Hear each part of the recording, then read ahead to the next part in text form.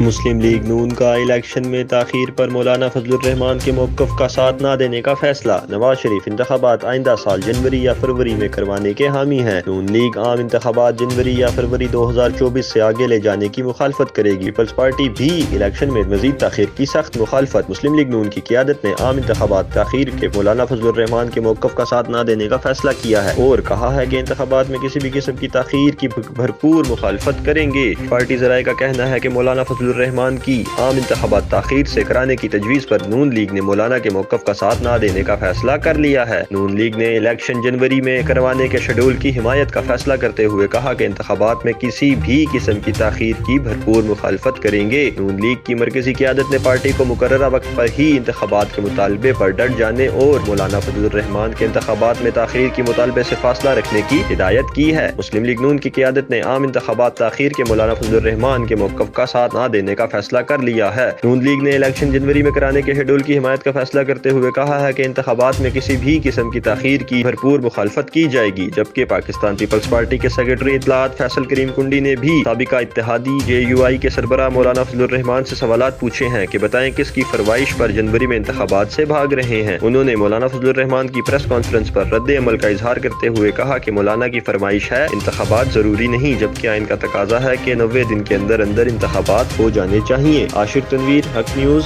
اسلام آباد۔